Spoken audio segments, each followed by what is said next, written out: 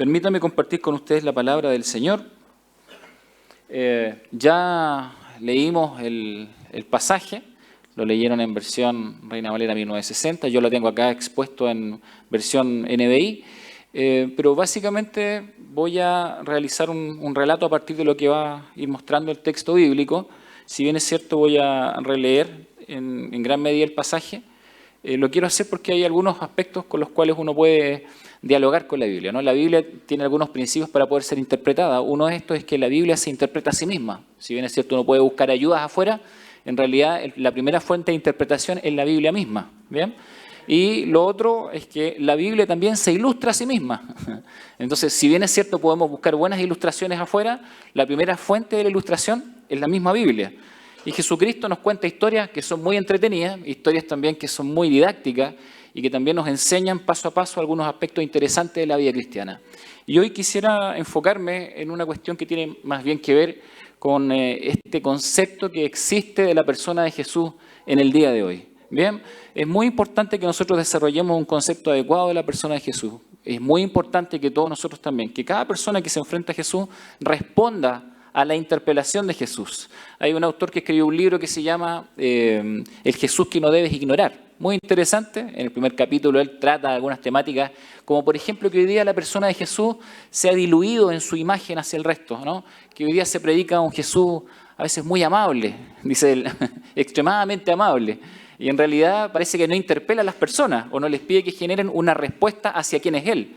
Y en realidad la Biblia nos cuenta una historia distinta respecto de quién es Jesús. Más bien nos muestra a un Señor, ¿cierto?, que tiene un plan determinado, que tiene un propósito para su vida y que a partir de eso entonces genera una interpelación a la vida del ser humano. Es decir, le hace preguntas al ser humano y le hace preguntas de tal forma que espera que una respuesta surja del corazón hacia quién es Él.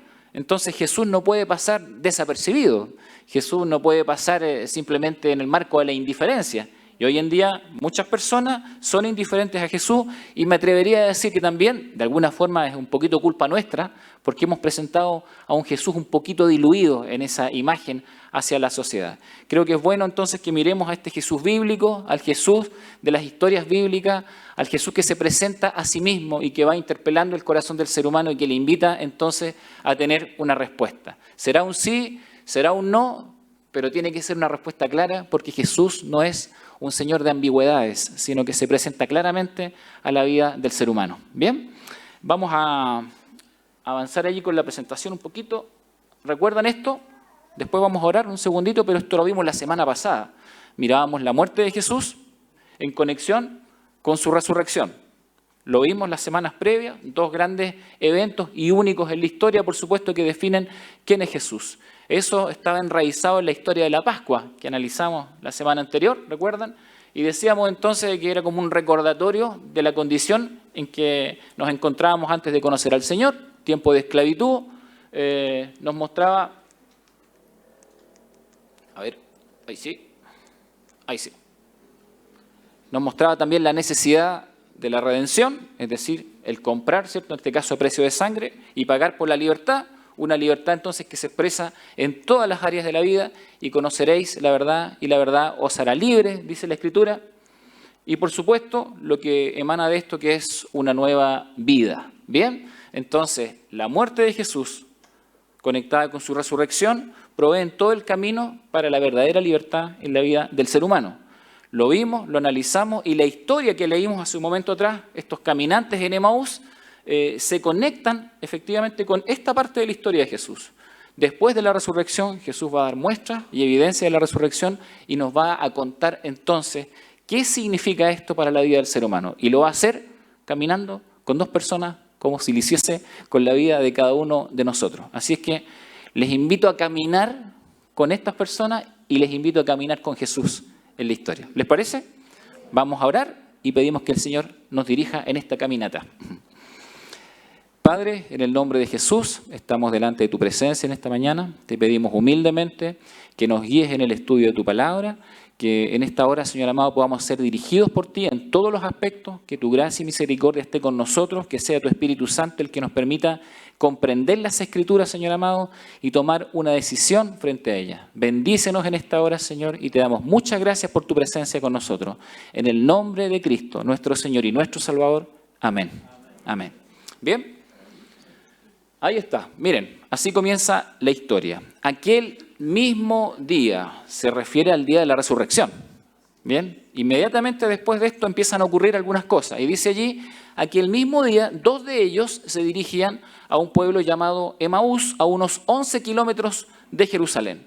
Bien, Emaús no ha sido encontrado directamente al día de hoy. Sí, hay 3 pueblos que se consideran que pueden ser Emaús. Y hay bastantes indicios. El 2019, el último, con bastante certeza de que puede ser el pueblo. ¿Por qué nos interesa eso? Porque en general saliendo de Jerusalén es todo en bajada, ¿no? Y es un terreno muy agreste, caminos muy sinuosos, muy difíciles, y llegar a un pueblito como Emaús, como otros, Betania, por ejemplo, que estaban alrededor, era un camino extremadamente complejo de hacer, ¿bien? Peligroso también. Así es que se hacía generalmente con grupos de personas, porque también, como hoy, había asaltos, ¿no? Habían portonazos en ese tiempo. No, esa es otra historia, ¿no? Bien, pero era un camino bastante peligroso. Así es que, de ese punto de vista, las personas tendían a viajar juntas y fundamentalmente de día. Nadie hacía estos caminos de noche. ¿Bien? Eso tengámoslo presente en la historia. Entonces, a unos 11 kilómetros de Jerusalén aproximadamente. Una buena caminata, ¿cierto? 11 kilómetros. Iban conversando, dice, sobre todo lo que había acontecido. Se refería a la muerte de Jesús y a lo que se había dicho que era la resurrección, pero aquí vamos a darnos cuenta que ellos en realidad no lo creían, ¿no? Dice, sucedió que mientras hablaban y discutían, Jesús mismo se acercó y comenzó a caminar con ellos, pero no lo reconocieron, pues sus ojos estaban velados. Sabemos que el cuerpo de Jesús, después de la resurrección, tomaba a veces como formas diferentes, la gente no lo reconocía, ¿cierto? Como tal, pero habían algunas marcas que permitían entender que era Él. Entonces, en esta sección de la palabra, una cuestión muy fuerte que nos marca la historia es que 2 personas que decían que eran seguidores de Jesús, que de alguna forma habían caminado con Él en algún otro instante, y después nos vamos a dar cuenta que tienen información privilegiada del grupo de los apóstoles, caminaban con Él, pero no lo conocían. Es decir, tenían información de la persona de Jesús, pero no eran capaces de reconocerlo. Y esta es una cuestión que quiero que lo dejemos como sentado al inicio de este diálogo. Hoy en día hay mucha gente que ha escuchado hablar de Jesús. Hay muchas personas que tienen información acerca de Jesús. El mundo occidental ha sido construido, ¿cierto?, en sus bases por el pensamiento judeo-cristiano. Por lo tanto, las historias de Jesús han marcado la historia del mundo occidental.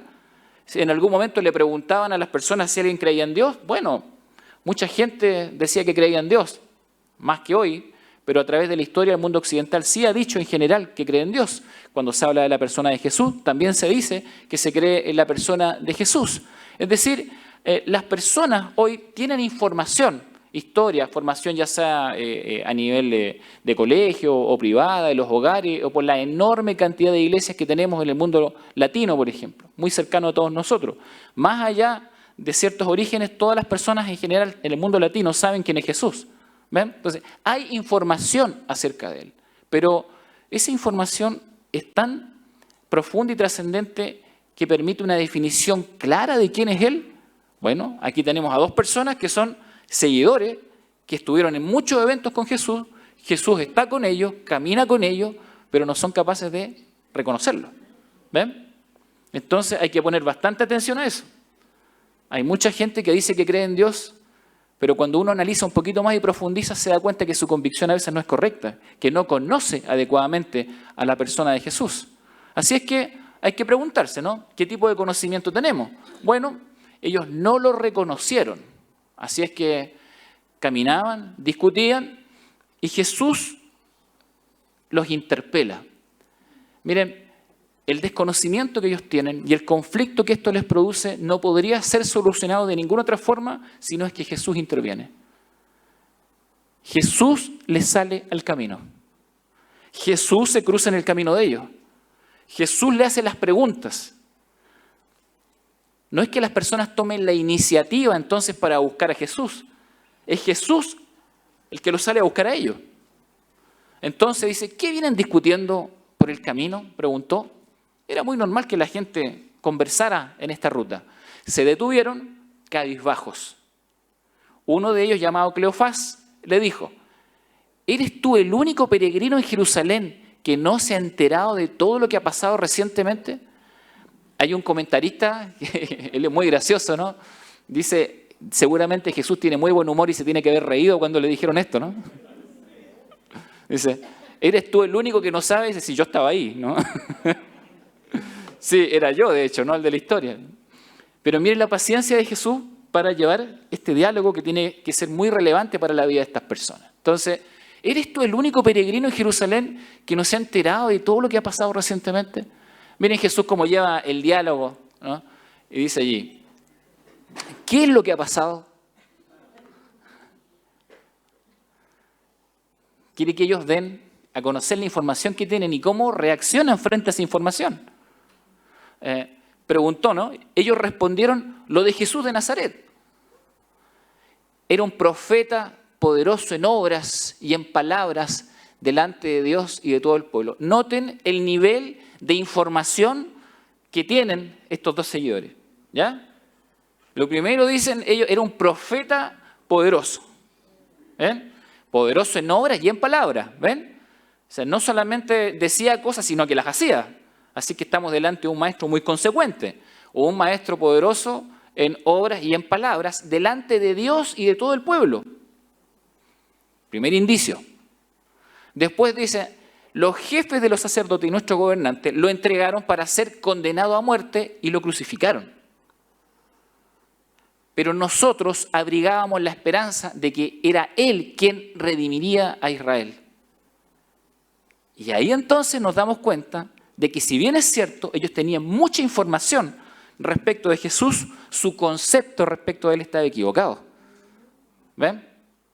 Es decir, Jesús no era el Señor, no era el Salvador, era simplemente un tipo de Mesías, un ungido de Dios, pero en términos más bien políticos, ¿sí?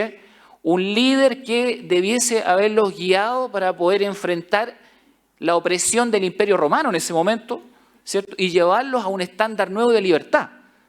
Esa era la expectativa de ellos. Entonces tenemos dos personas, muy probablemente, y después se van a dar cuenta que eran de un círculo bastante íntimo, que conocían a los apóstoles de Jesús y habían estado con ellos. Entonces, personas muy cercanas, con mucha información acerca de Jesús, pero con una interpretación muy errada de la persona de Jesús. Él no es el Señor, Él no es el Salvador, Él no es el que resucitó. No, Él es simplemente un gran líder que tendría que haberlos guiado para superar la opresión del Imperio Romano y ahora está muerto. Y ahora está muerto. Y aquí hay una diferencia grande en la historia. Porque una cosa es un Cristo muerto y otra es un Cristo vivo. Es diferente, ¿cierto? Y ellos, por muy seguidores que fueran, para ellos Cristo está muerto. Es un Cristo muerto. Y un Cristo muerto no puede hacer nada. Un Cristo muerto no puede dar esperanza. Un Cristo muerto no puede dar nueva vida. Un Cristo muerto destruyó las expectativas que ellos tenían. ¿Ven? Por eso su caminar hacia Emaús, que es el lugar contrario a Jerusalén. Así es que nosotros abrigábamos la esperanza de que era Él quien redimiría a Israel. Es más, dice, ya hace 3 días que sucedió esto. Pero miren el nivel de información que tenían. También algunas mujeres de nuestro grupo nos dejaron asombrados. Esta mañana, muy temprano, fueron al sepulcro, pero no hallaron su cuerpo. Cuando volvieron, nos contaron que se les habían aparecido unos ángeles, quienes le dijeron que Él está vivo. Algunos de nuestros compañeros fueron después al sepulcro y lo encontraron tal como habían dicho las mujeres, pero a Él no lo vieron. Entonces, por si les faltaba alguna información o testigos con un grado, digamos, que les ayudara en su convicción, entonces, ellos mismos relatan, ¿no? Unas mujeres dan testimonio de que Jesús resucitó. Ahí dice ahí, unos ángeles fueron como testigos y como testimonio de que Jesús resucitó, de que Él está vivo. Algunos compañeros, otros apóstoles que habían ido al sepulcro, ¿cierto? Dice en pasajes paralelos de los evangelios, nos dice que ellos fueron al sepulcro y efectivamente también daban testimonio de que el cuerpo no estaba allí. Pero a él no lo vieron, dice.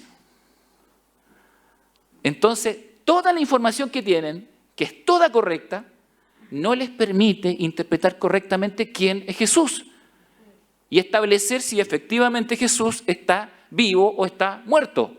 Para ellos Jesús está muerto. El Señor le mandó un grupo de mujeres como testigo, le mandó ángeles, le mandó otros compañeros y ellos nada. ¿Ven? Básicamente están confiando en lo que ellos pueden interpretar o en lo que ellos pueden ver. No confían en los otros testigos. Miren Jesús cómo les responde. Qué torpes son ustedes, les dice. ¿Sí? Porque tienen toda la información. Y agrega esta expresión y dice, y qué tardos de corazón para creer. Hay otra versión que dice, lentos de corazón, lentos para entender, quiere decir. ¿Sí? Son lentos para entender las cosas. No es nada muy amable Jesús acá, ¿no? ¿Sí? Son tardos de corazón para creer todo lo que han dicho los profetas.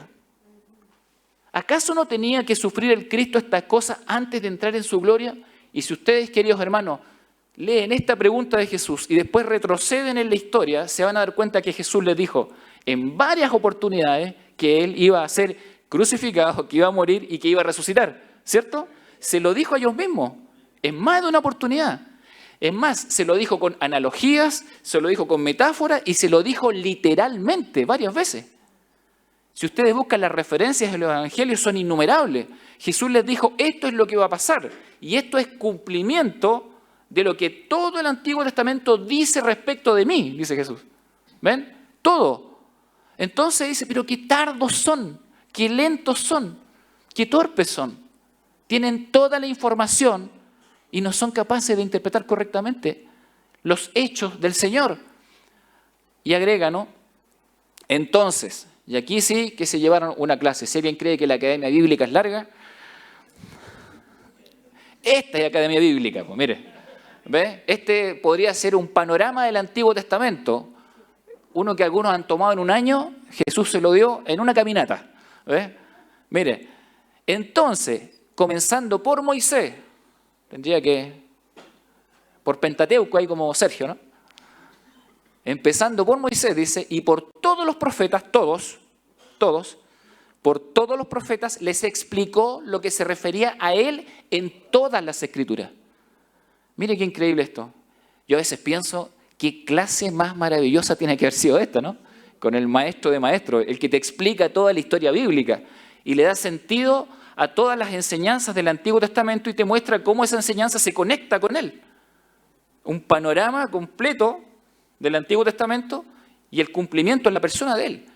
Jesús se toma el tiempo, y esto es muy importante, porque para poder desarmar los pensamientos equivocados de las personas, no basta simplemente con acciones emocionales. Tiene que ser la palabra de Dios, la que habla al corazón, la que destruya los pensamientos humanos y defina claramente quién es Dios. ¿Ven? Es la palabra de Dios. Jesucristo mismo podría haberle dado simplemente un abrazo y decirle, los acepto tal y como son. No hace eso. Jesucristo mismo entonces toma las Escrituras y le enseña detenidamente la palabra de Dios para que sea la palabra de Dios la que habla al corazón de ellos. Y entonces les explica todo. Mire, estas personas escuchan. Más adelante van a decir, ardía nuestro corazón cuando Él nos enseñaba las Escrituras. Hay una versión que dice, cuando Él nos interpretaba las Escrituras. Ardía nuestro corazón. ¿Le ha pasado eso cuando de repente usted escucha un versículo bíblico justo en el momento indicado? ¿Cierto? Arde el corazón, ¿cierto? Uno se alegra delante del Señor. Imagínense estas personas escuchando la enseñanza pausada de parte de Jesucristo explicando las Escrituras. Bueno, al acercarse al pueblo donde se dirigían, Emaús, Jesús hizo como que iba más lejos, dando la impresión probablemente que tenía otro lugar donde podía ir, ¿no? No es que se quiera ir, pero da la impresión. ¿Por qué lo hace? Porque estas personas tienen que decidir algo. Jesús no los va a obligar. Les ha contado todo, les ha dicho todo, les ha explicado todo. Y ahora los está invitando a que tomen una decisión. ¿Quieren que me quede con ustedes o quieren quedarse ustedes encerrados en sus propios pensamientos? Y entonces dice acá, Jesús hace como que va más lejos, pero ellos insistieron, quédate con nosotros.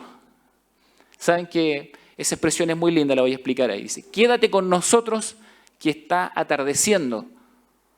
Pronto será de noche. Así que entró para quedarse con ellos. Miren, quédate con nosotros. La palabra quédate en el griego donde se escribió obviamente el Nuevo Testamento, en el griego koiné, significa, tiene dos criterios. Uno el temporal y el otro el permanente. El quédate como de paso nomás. Quédate por un momento y después te vas. ¿Bien? Quédate a tomar once y después te vas. Pero también está el otro concepto que es el quédate en forma permanente. Es decir, quédate a morar o quédate a vivir. ¿Bien? ¿Cómo lo dicen estas personas? En realidad el pasaje es un poco ambiguo, porque en este momento todavía no tienen totalmente la convicción de a quién tienen delante. ¿Ven? Entonces el quédate parece ser un poco temporal en esta parte. Quédate con nosotros. Pero sí el texto nos da a entender de que ellos fueron insistentes. De hecho, dice que aplicaron la fuerza, lo obligaron a quedarse. Quédate con nosotros. Primera reacción positiva dentro de todo esto. Tienes más que enseñarnos, tienes más que decirnos. Quédate con nosotros, quédate en mi vida. Luego, estando con ellos a la mesa, tomó el pan, lo bendijo, lo partió y se lo dio. Entonces se les abrieron los ojos y lo reconocieron. Pero él desapareció. Se decían el uno al otro, ¿no ardía nuestro corazón mientras conversaba con nosotros en el camino y nos explicaba las Escrituras? Miren, algunos dicen, ¿qué fue lo que hizo Jesús en ese instante? ¿Qué fue que los hizo reaccionar, no? Hay varios comentaristas que discuten esto. Algunos dicen, bueno, fue la forma en que partió el pan. Hay otros que dicen, buscan un camino distinto y dicen, no fue como partió el pan, sino que más bien son las palabras que utilizó que eran similares al momento de la cena. Pero bueno, probablemente ellos no estaban ahí, al menos que hubiesen escuchado esta historia de parte de algunos de los discípulos. Muchos coinciden en esto, en que Jesús simplemente al partir el pan mostró las manos.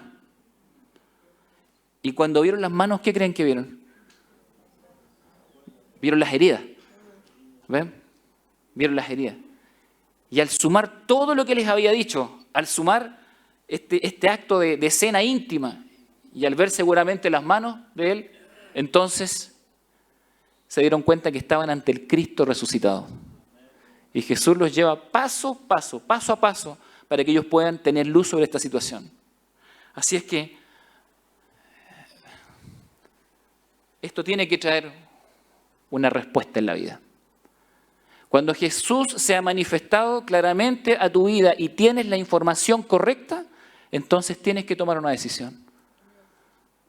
¿Será sí o será no? Pero hay que tomar una decisión con Cristo. Y Jesús no está dejando esto en la ambigüedad. ¿Me quedo o no me quedo? ¿Quieres que esté contigo o que no esté contigo? Miren, una de las primeras situaciones que nos muestra la respuesta de estas personas en función de querer seguir caminando con el Señor es que ellos toman esta decisión crucial. Dice ahí, al instante se pusieron en camino y regresaron a Jerusalén. Y esto es increíble. Como les dije, ya debe haber sido cerca de la medianoche. Nadie hacía esta ruta en la noche. Era extremadamente peligroso. Pero el Señor les había dicho que estuvieran en Jerusalén, no en Emaús. No que volvieran atrás. Les había dicho que esperaran allí. Y entonces estas personas se dan cuenta además que tienen una información preciosa. Sí, tenían razón quienes les habían dicho que Jesús había resucitado. Y ellos también tienen un testimonio que compartir. Ahora no se pueden quedar con esta información para sí mismos. Por lo tanto, toman una decisión totalmente fuera de lo normal. Inmediatamente se levantan y se encaminan de vuelta a Jerusalén. 11 kilómetros más, querido hermano. En la noche. Lleno de inseguridades.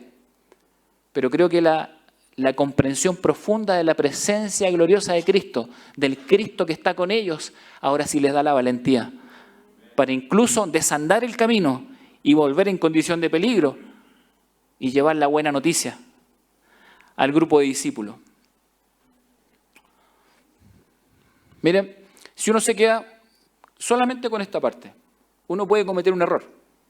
El error que se puede cometer es que uno piense de que se necesita una evidencia física para concretar la fe.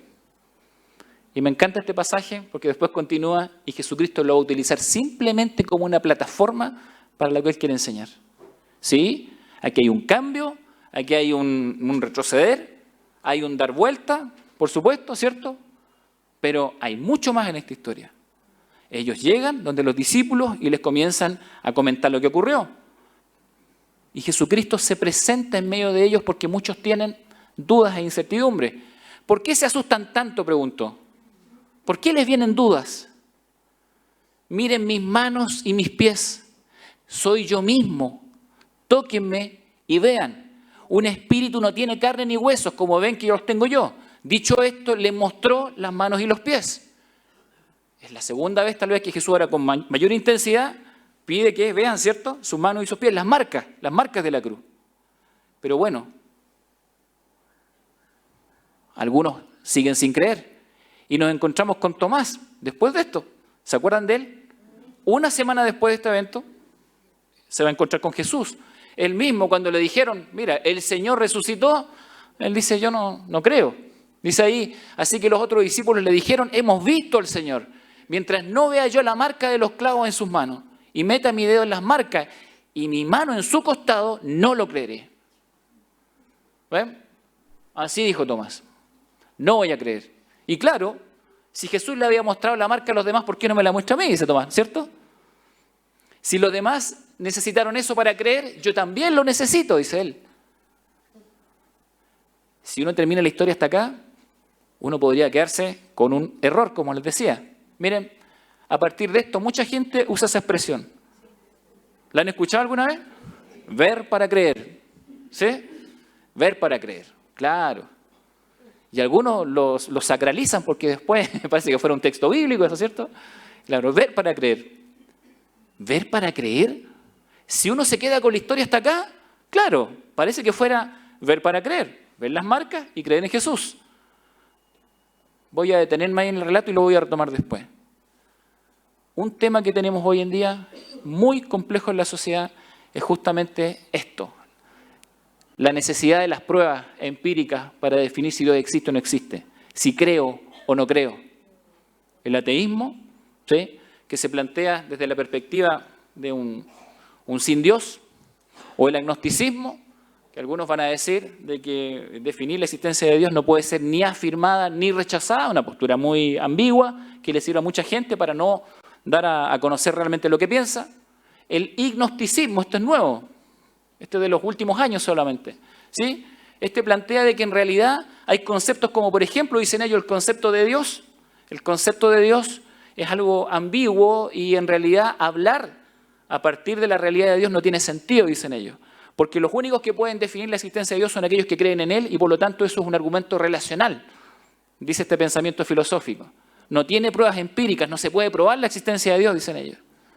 Entonces, dicen que desde ya el diálogo está desacreditado en su inicio. Ni siquiera deberíamos hablar de la existencia de Dios, plantean ellos. O tenemos también el pensamiento pluralista, que integra todos los sistemas de pensamiento, al que cree, al que no cree, al que rechaza, al que no rechaza. Todo es aceptable en la sociedad de hoy.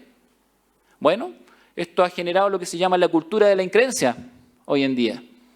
Gente que dice, necesito ver para creer. Pero ¿saben? Hasta eso diría yo que es mentira.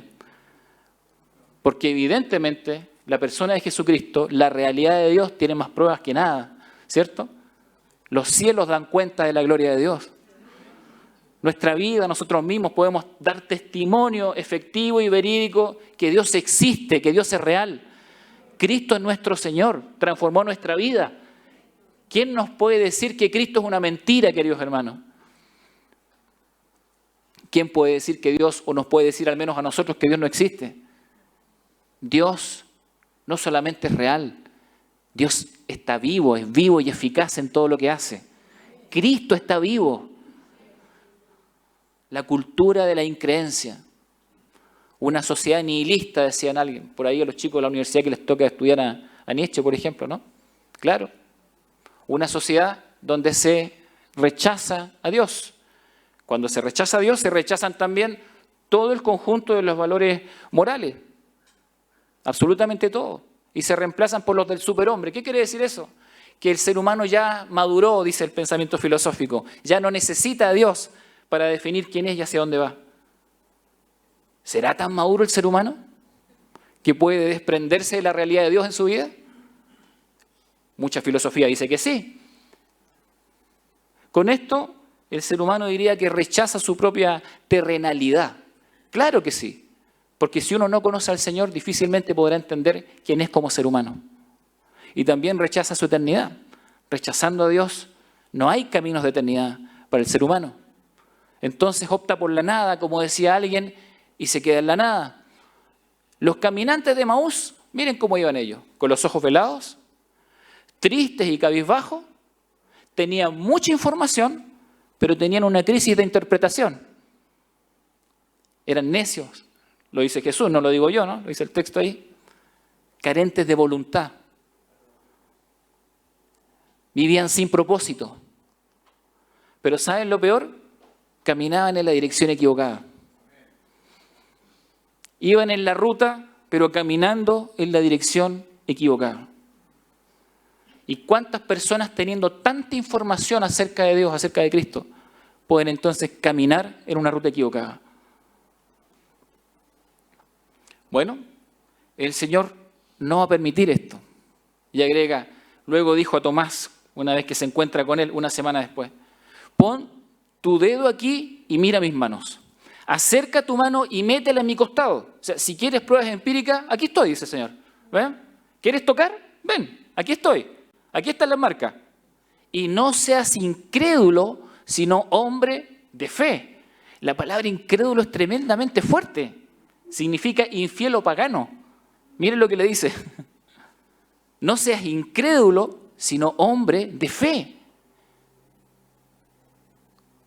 Cuando Tomás es expuesto delante, entonces de esta prueba, él dice, Señor mío y Dios mío.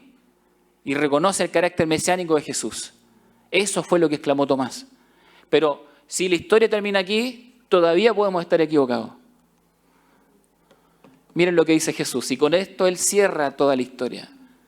Dice, porque me has visto, has creído. Le dijo Jesús. Dichosos los que no han visto y sin embargo creen. ¿Ven? Bienaventurados los que no ven y creen, dice Jesús. Ese sí es el final de la enseñanza. Mucha gente quiere ver, mucha gente quiere tocar, mucha gente quiere otro tipo de pruebas en términos humanos para determinar la existencia del Señor.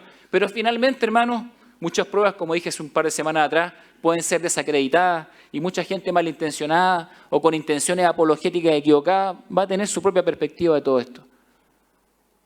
Pero realmente, quienes hemos creído en Cristo como Señor y Salvador, podemos decir que este es un camino de fe. Es un camino de verdadera fe. Dichosos, felices, llenos de júbilo, quiere decir esa expresión, aquellos que no han visto y creen. ¿Creen en Cristo, queridos hermanos? ¿Ven? Esta es una cuestión de fe, dice la Escritura. Es una cuestión de fe que trasciende las pruebas humanas. La fe es la certeza de lo que se espera, la convicción de lo que no se ve. Y agrega Hebreo, en realidad, sin fe es imposible agradar a Dios, ya que cualquiera que se acerca a Dios tiene que creer que Él existe. Esta es una cuestión de fe. Es una cuestión de creer en el Señor y que trasciende las pruebas humanas. ¿Cuántas personas de fe hay aquí en esta reunión? A ver, valientemente que levanten la mano los que tienen fe y creen en el Señor. A ver.